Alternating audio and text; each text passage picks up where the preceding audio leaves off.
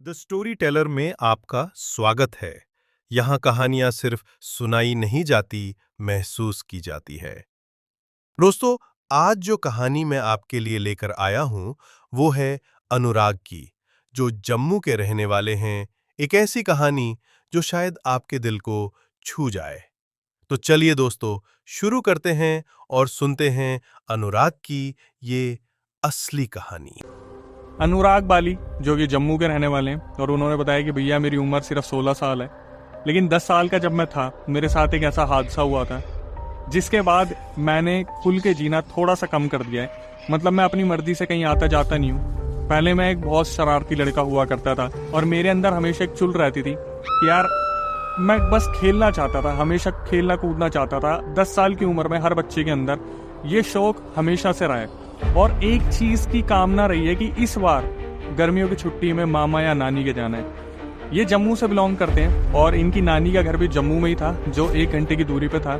और ये पूरा टाइम स्पेंड करते थे वहां पर जब भी नानी के जाते थे गर्मियों की छुट्टी में। बात है जून जुलाई की। अनुराग ने बताया भाई मेरे परिवार में मेरी मम्मी पापा और मैं सिर्फ 3 जने हैं, और मेरे पापा जो है वो बहुत बिजी रहते हैं। उनका नानी के घर पे जाना बहुत कम होता है। बस वो जब जाते थे छोड़ते थे हमें और वहां से निकल जाते थे। मुश्किल से हल्का फुल्का कुछ पाँच, हमारी जो नानी का घर है उसके आसपास दूर दूर तक मुश्किल से 4-5 घर होंगे। नानी के घर के पीछे एक बहुत बड़ा पहाड़ है, पहाड़ के बगल से एक नहर निकलती है। और मेरा जो सबसे बड़ा मोटिव होता था वो होता था नानी के घर जाते ही उस नहर में कूदना। मौसम बहुत अच्छा रहता था। जम्मू का मौसम गर्मियों में सर्दियों में हमेशा ही बहुत अच्छा रहता है। अनुराग ने बताया कि मेरी मम्मी ने बस शाम को 4 बजे नानी के घर में कदम रखा होगा, मैंने नानी के पैर छुए और मैं सीधा अपने कपड़े बदल के नहर की तरफ भागा। लेकिन मुझे नहीं मालूम था कि उस नहर के पास मुझे कुछ अजीब देखने को मिलेगा। अनुराग ने बताया कि मैं नहर में नहाने के लिए जा रहा था। मेरे नानी के घर से ज्यादा दूर नहीं थी वो, और बहुत अच्छा पानी बहता था उसमें। हर बार तो मैं जाता ही था, लेकिन इस बार जब मैं नहर के पास गया तो मुझे कुछ अलग ही देखने को मिला। उस नहर के बगल में एक कब्र बनी हुई थी। मैं जितनी स्पीड से भागा गया था उतनी ही स्पीड से भागा अपनी नानी के पास वापस आया, और मैंने नानी से पूछा कि नानी वहां पर कुछ बना हुआ है। तो नानी ने बताया कि बेटा वो जमीन पहले एक मुस्लिम की हुआ करती थी और वो अब नहीं रहे इस दुनिया में, तो उनकी याद में एक कब्र बनाई गई है वहां पर। लेकिन डरने वाली कोई बात नहीं है, लेकिन वही चीज की डर तो वो पहले ही गए थे।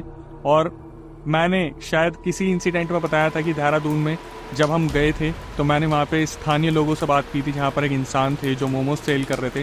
तो उन्होंने मुझे बताया था नहर के पास या ऐसी जगह पर जहाँ पर नाला बह रहा हो या फिर आप अकेले हो पहाड़ों के बीच में, अगर आप डर गए तो ये एंटिटीज आपको घेर लेती हैं। शायद अनुराग के साथ भी कुछ ऐसा हो गया था, लेकिन अनुराग को बिल्कुल भी मालूम नहीं था कि उनके साथ ऐसा कुछ हुआ है। अनुराग ने बताया जितनी स्पीड से मैं नानी के पास पूछने के लिए गया था, जब मेरे को थोड़ा कंफर्मेशन मिल गया कि खतरे की कोई बात नहीं है, मैं दोबारा नहाने के लिए आया। अनुराग ने बताया भाई मैं कम से कम 2 घंटे नहाया वहाँ पे, खूब चिल करा मैंने। जब मैं पूरा छिक लिया उस नहर से नहाते नहाते, उसके बाद मैं उठ के सीधा नानी वाले घर पे आ गया। अब माहौल ऐसा था कि नानी के घर के आसपास मुश्किल से 2-4 घर होंगे और हवा चलने की भी आवाज़ आती थी। अनुराग ने बताया मैं घर पहुँचा, मैंने कुछ चिप्स खाए, फ्रूट्स खाए, उसके बाद सीधा मैंने 8-8:30 बजे तक खाना खा लिया, क्योंकि 9 बजे वहाँ सब सो जाते हैं। अनुराग ने बताया कि उस घर में सिर्फ और सिर्फ नानी रहती थी, और अब मैं और मम्मी वहाँ गए थे। हम तीनों को वहाँ पे रुकना था रात को। अनुराग ने बताया भाई रात के 9 बज रहे होंगे, मेरी आंख लगी, मैं सोने के लिए लेटा ही था। अचानक से मेरी आंख खुलती है और मैं देखता हूँ कि मेरी नानी किचन की तरफ क्यों घूम रही है। और किचन को देखते ही एक 10 साल के बच्चे को क्या ही याद आएगा। मैंने सोचा कि जब नानी घूम ही रही है तो उनसे कुछ खाने का मांग लेता हूँ। अनुराग ने बताया भाई मैं उठ के मैं जाने लगा तो मुझे ऐसा लगा जैसे मेरी आंखों पे कोई परत सी जम गई है। मतलब मुझे चीज़ें ब्लर दिख रही थी। नानी वहाँ पे खड़ी थी, लेकिन ऐसा लग रहा था वो नानी थी भी और नहीं भी थी। मतलब बिल्कुल ब्लैकआउट सा कुछ हो गया था, जैसे इन्हें चक्कर से आ गए थे। इन्होंने पीछे मुड़ के भी नहीं देखा, इन्हें पता था कि 9 ही तो बजे हैं, अभी तो मैंने आँख बंद की थी, अभी खोली। अनुराग आगे बढ़े, बस उन्हें ये याद है कि मेरे हाथ में वैष्णो देवी का एक धागा बंधा था जो कटरा के वहाँ पे से मैंने लिया था जब हम वैष्णो देवी गए थे। अनुराग ने बताया जैसे जैसे भाई मैं आगे बढ़ रहा था, जो नानी खड़ी थी वो नानी मुझसे धीरे धीरे दूर हो रही थी। इन्होंने बोला कि नानी मुझे दूध दे दोगे आप पीने के लिए, मुझे भूख लगी है। वो जो नानी जी खड़ी थी वहाँ पर, उन्होंने इस तरीके से इशारा किया अनुराग को।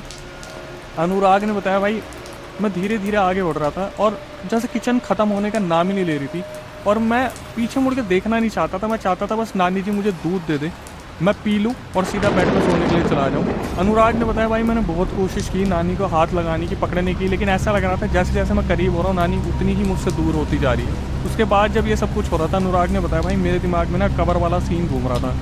मुझे अजीब सा डर लगने लगा और जैसे जैसे मैं डर रहा था मेरी नानी मेरे करीब आ रही थी और जैसे अचानक से मैं ध्यान देता तो नानी जी दूर हो जाती। इन्होंने बताया कि एक वक्त ऐसा आया जब इन्होंने अपने दिमाग में भगवान का नाम जपना शुरू कर दिया, वैष्णो माता का, तो एकदम से जब आँख खोली इन्होंने देखा कुछ भी नहीं है। पीछे पलट के देखा तो इनकी नानी और इनकी मम्मी वहीं सो रही थी। इन्होंने टाइम देखा रात के 3 बज रहे थे। अनुराग ने बताया भाई मैं इतनी ज़ोर से चिल्लाया, इतनी ज़ोर से चिल्लाया, मेरी नानी उठी, मुझे बुरी तरीके से हिलाया और मुझसे पूछा कि क्या हुआ क्या हुआ। तो अनुराग ने अपनी नानी को बोला कि अभी तो आप मेरे पीछे खड़े थे, अभी आप यहाँ कैसे आ गए, मैं क्या देख रहा था। अनुराग ने बहुत जस्टिफाई करने की कोशिश की कि उनके साथ कुछ ऐसा हुआ है। अनुराग ने बोला भाई 2 चीज़ें हैं, या तो मेरी फैमिली बिलीव नहीं करती या फिर उन्होंने मेरे सामने इस तरीके से रिएक्ट किया कि मैं इस चीज़ पर बिलीव ना करूं, क्योंकि अगर मैंने इस चीज़ पर बिलीव कर लिया तो शायद मेरे साथ ये चीज़ें और होने लगेंगी। नानी जी ने अनुराग के ऊपर से कोई चीज़ घुमाई और घर के बाहर फेंक दी, जैसे उनको पता था कि ये चीज़ कैसे उतारी जाती है। नानी जी ने सिर्फ इतना बोला कि अब उस नहर के पास मत जाना।